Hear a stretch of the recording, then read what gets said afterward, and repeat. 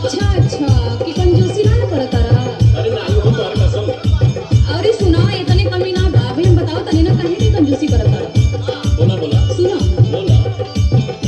ओजन घट गइल मोर बड़ा भइनी कमजोर। कौन बतौलस? ओजन घट गइल मोर बड़ा भइनी कमजोर। ले ले ऐता कोनो टानिक मोटाए वाला।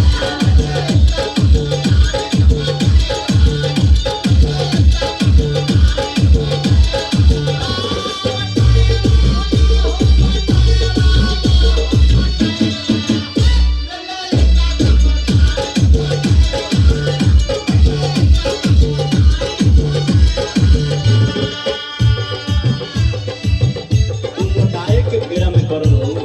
और का तोहार वजन वैसे ही बढ़ गइल बा और मोटाए के कहतड़ू।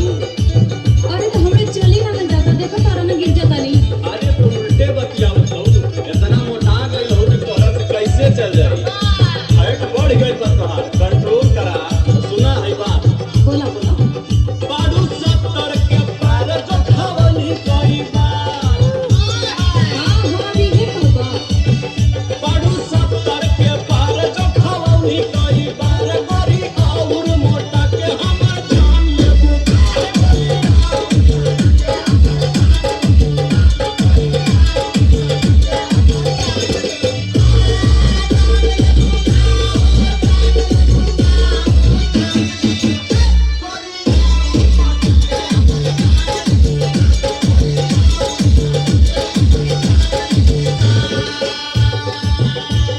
अच्छा छोड़ा कुछ ना करबा हम जाना कि तोके कुछ ना करबा। अच्छा तो के कर लेकिन एगो बात कही बोला।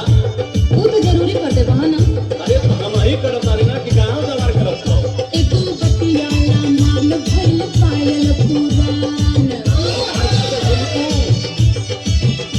एगो बतियाला मान भइल पायल पुरान। पैर जनिया ले ले रिहा छम छमाए।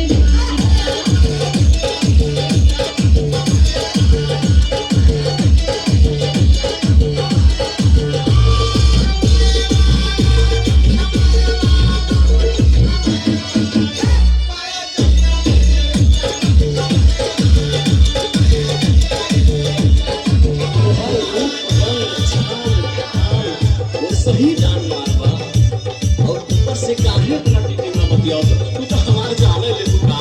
अच्छा तोहर हिरनी के चाला दिया करे लगे हा। तोहर हिरनी के चाला